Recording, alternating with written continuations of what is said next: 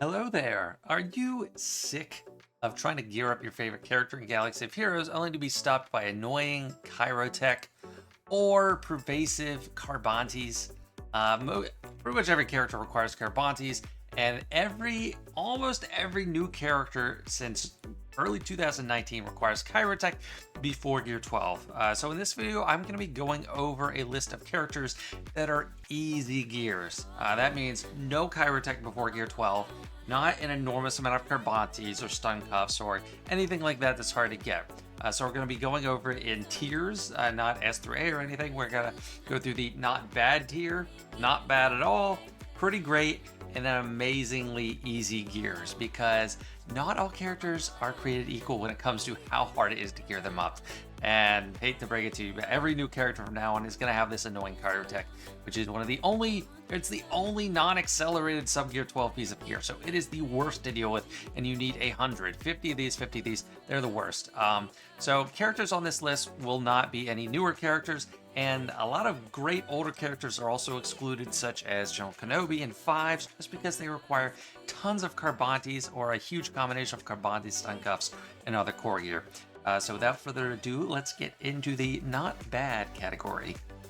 The first character I'm bringing up in the not bad category, and this is not a rank order within categories, it's just kind of a random order.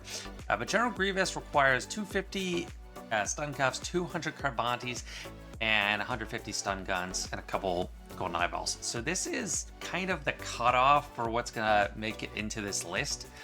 Yes, the Carbante plus stun cuff combination is steep, but I am weighting against more of one as opposed to a combination of the two. So if they require 400 Carbantes, not going to be on this list for sure, but if there's 200 Carbantes, 200 stun cuffs, then maybe.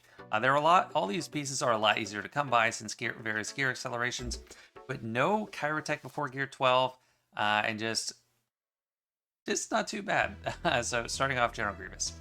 Next up, we got Darth Treya, another great character. Some of the best characters in this list, as far as quality character, are going to be in this not bad tier. But they're not higher because they do have some stiff gear requirements. The best thing about Treya is it requires a lot of just these Mark V Lornar power cell salvages, which not a ton of characters do, but when they do, it takes up a lot of gear slots, which then leaves free a lot of other slots to not need core gear, if that makes sense. Does need 250 Carbantes, but not a single Mark III stun cuff, which is great. This raid gear, you're getting it naturally over time. That is one of the more slower things on for gear requirements, but after these few, everything is at 100 or less, and just really not bad at all, especially because of those Mark Vs. Next up, we got Bosk, amazing bounty hunter leader, probably the biggest go-to among the whole faction. Kind of one of the best ships in the game, if not the best tank. 250 Carbantes, 150 stun cuffs, but after that it's 100 flat of everything. And even though it might seem steep at some points to require 100 of something, when it's spread out like this, it's a lot easier during the gear process. Because the problem you have when you're gearing up a single character is maybe you had a stash of a bunch of stuff. You've been waiting a little bit of time to apply gear, and you have a little pile of everything, but not a huge pile of any one piece. So that is really where Bosk shines, and just really not too much core gear after just those Carbantes and stun cuffs. Another not bad is SWGOH. He's only really useful in one game mode. Grand Arena covers Omicron, but he is so good in that game mode that he definitely is good enough to be on this list. And then does require 250 Carbantes, which is kind of painful, but it's not the worst. And then 100 stun cuffs, so between the two, 450. The thing keeping him in the not bad category is the Mark IV comlinks, 100 droid collars. But after that, he's pretty balanced, so he's not completely too steep to be edged out of this list. So SWGOH, fantastic.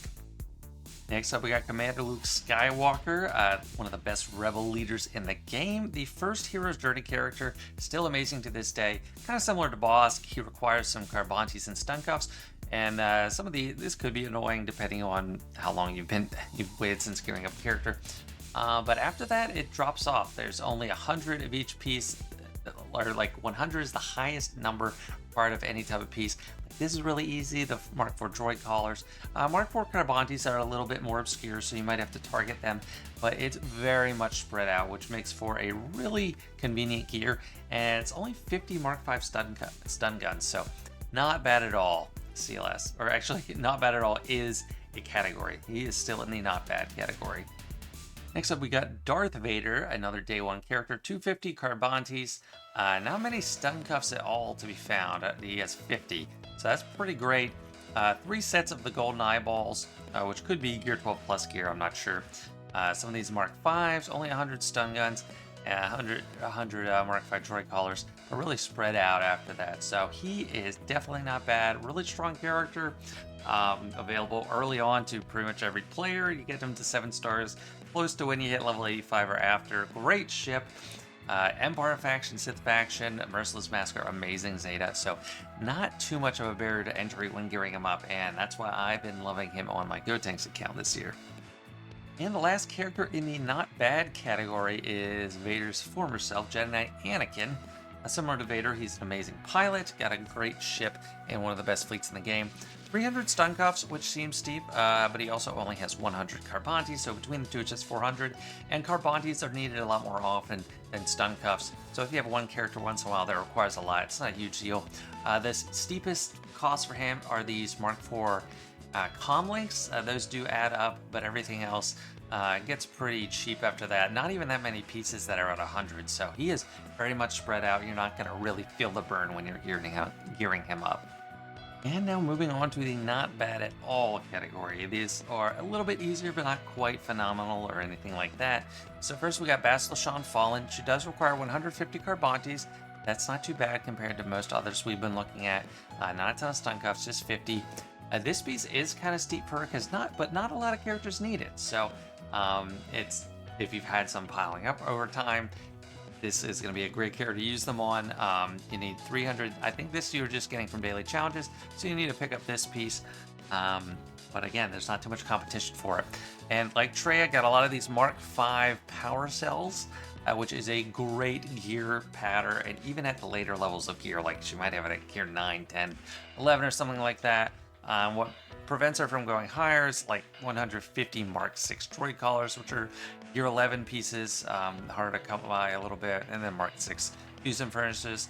But she is diversified in the gear she needs, so that's why she makes the not bad at all category.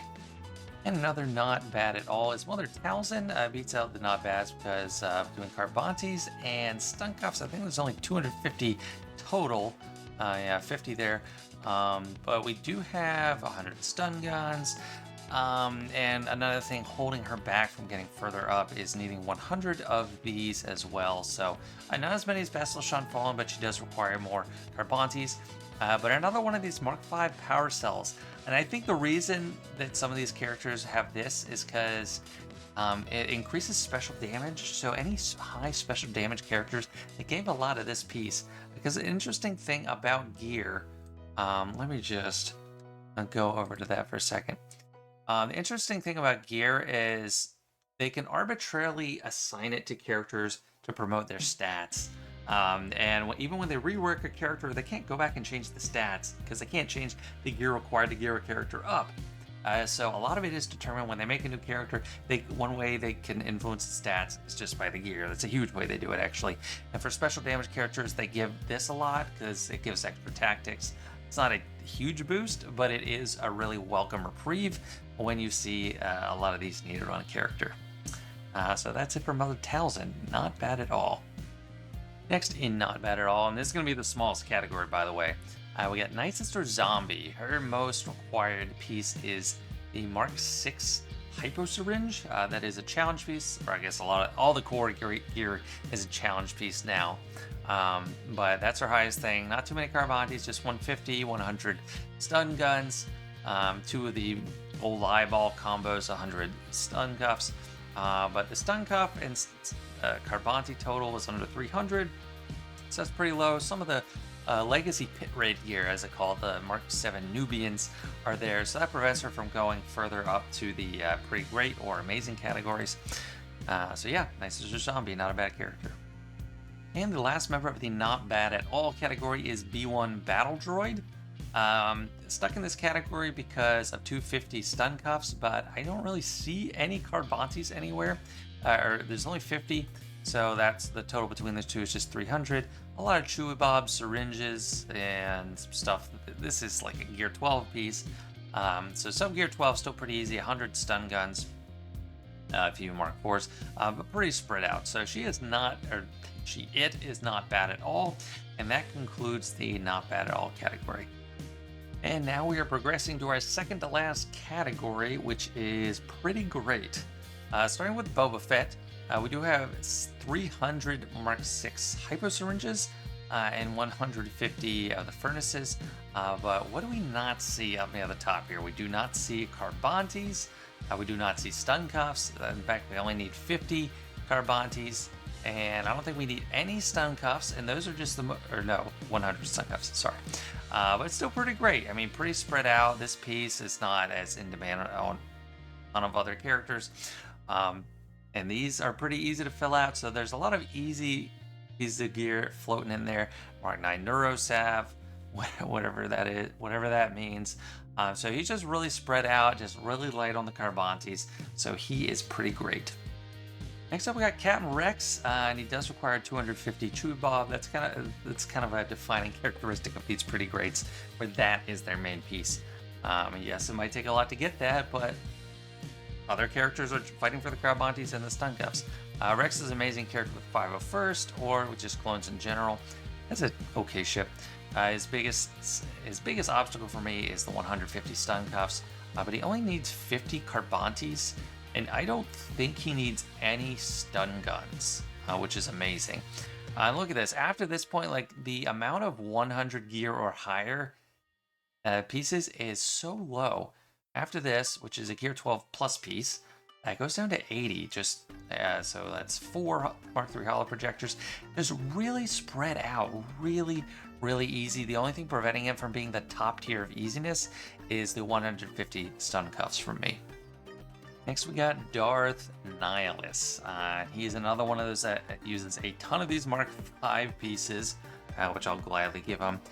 Hits against him are 150 Carbantis and 150 of the Mark 4 back to gels. That is pretty steep to get, and 150 of the droid collars. So he could be considered, he's borderline between not bad at all and pretty great. But this really helps him out. This really helps him out. And he is relatively spread out. Does need some stun guns. But yeah, he is definitely a borderline case, but we do not have many stun cuffs, just 50, not too many of these gold eyeballs either, just pretty nice, pretty spread out, and he's a fantastic character.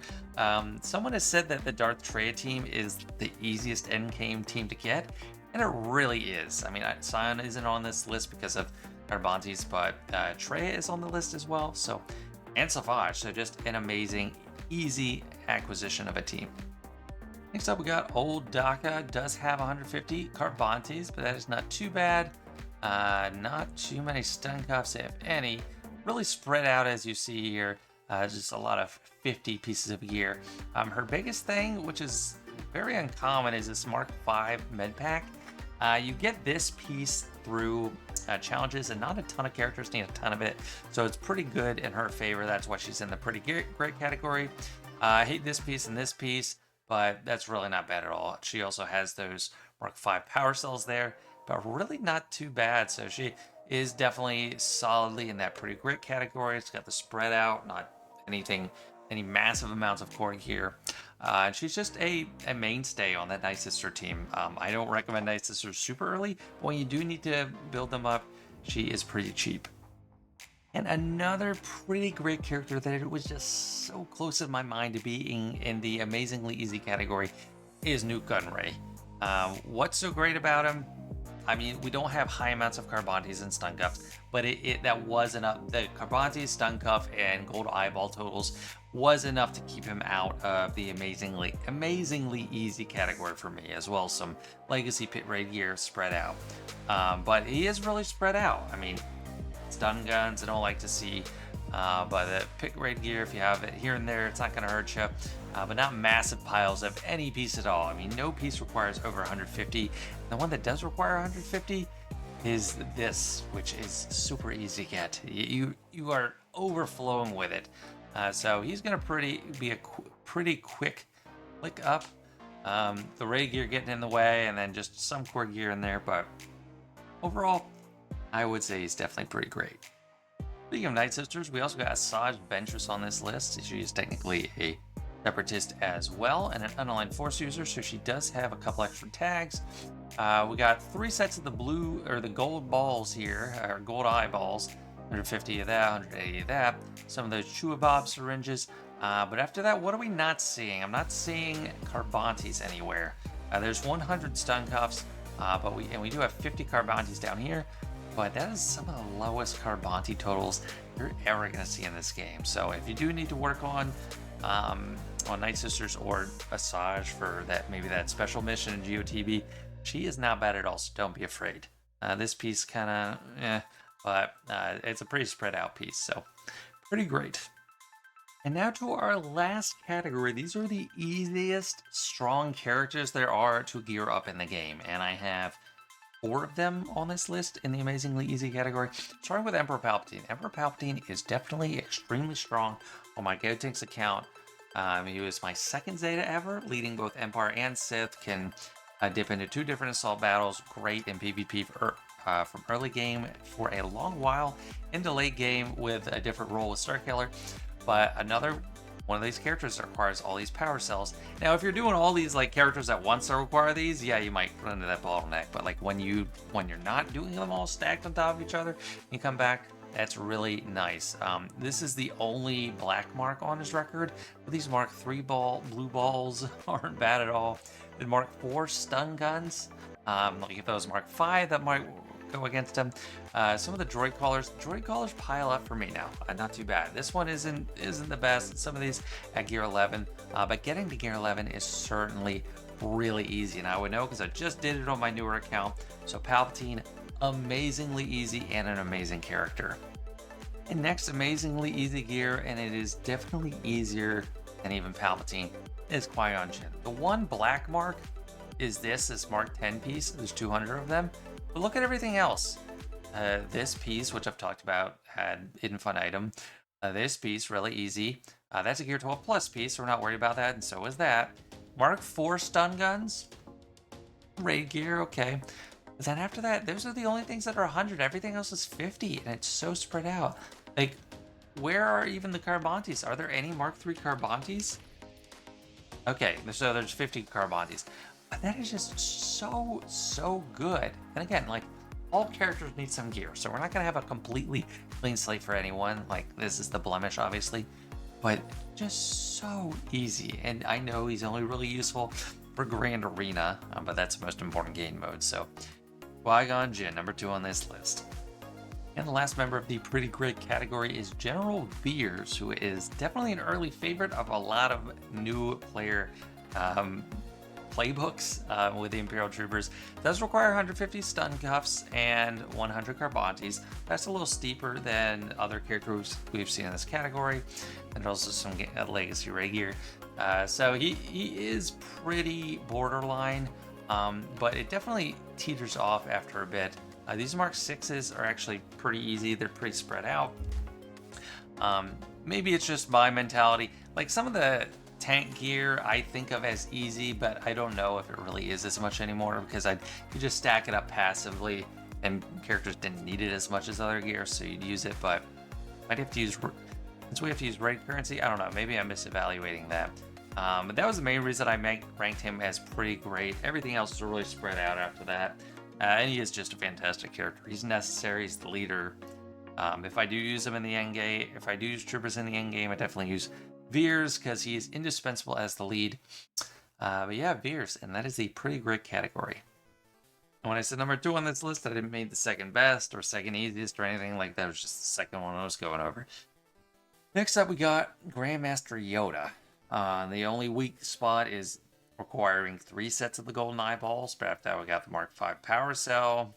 We got this Mark 4 stun guns, these Mark 4 keypads, which if you're like really low level, like level 70 or something, these are hard to come by. But towards later on, it's like you don't even care. This is another one that's a little bit tougher. That might be hard, but like there's not a lot of competition for these pieces. And then we'll get to the pieces that only require 50, so we only need them once. Only 50 Carbontes. I don't know if there's any stun cuffs. Let me see. Yeah, no Mark III stun cuffs. So, or stun gun. Okay, so we do have one set of stun guns. Just Grandmaster Yoda first. How good he is. This is such an easy gear. I mean, him and Palpatine were like were the first two legendaries in the game. So they do still hold up. They've gotten a couple reworks since then. But yeah, there's really easy gears because they were made when they didn't have Gyrotech, and I guess they didn't realize they had to load everyone up with Carbontes yet. So yeah, Yoda, amazing. And last but certainly not least, it's time to take a seat because we got to Mace Windu. Only black mark on his record is 150 of the droid collars.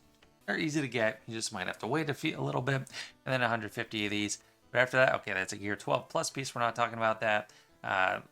This is my favorite piece when I'm gearing up someone. Like when someone needs this a lot, I'm a huge fan. So don't convert those too much into relic materials because some characters need a lot of them. Then we got Mark IV keypads. I mean, this Mark VI, but like these are difficult-ish to get, but there's not many of those types of pieces on Mace Windu. Only 50 Carbontes. We're in the 50 section, really spread out. Only 50 Sun Cuffs. So, and then we just have, like, once it gets under 50, you know, it's one of those easier pieces that you just have tons and tons of. You don't have to worry about it at all. And Mace Windu, after his rework, he is just so good. Like, he has been so valuable to me starting the game over again in 2024, just because of his Shatterpoint mechanics. And it's like, and he's my capital ship, fleet commander, in Fleet Arena and everywhere else. Just so valuable and just such a relief. That's another reason I like going the Galactic Republic start, because a lot of those characters have been on this list for me. It's just because they're easy gear, they're versatile, a lot of different uses, and just overall great characters. So yeah, that is it. That is the end of this list. So let me know if this did help you. It definitely helped me just taking a look at it, because you kind of get a feeling for some characters. You gotta go back and check against the list. So let me know if there's anyone you think should have been on this list. I am including characters not just because they're easy, but also because they are good. So if they really suck, they're on this list. And if they have too many Carbontes or something else like that, they're not going to be on this list at all. And then no Chirotechs. Everyone requires Chirotech to get to Gear 13, so you'll see 100 somewhere on every character. Yeah, that's it. Let me know what you think. Thanks so much for watching, and I'll see you later.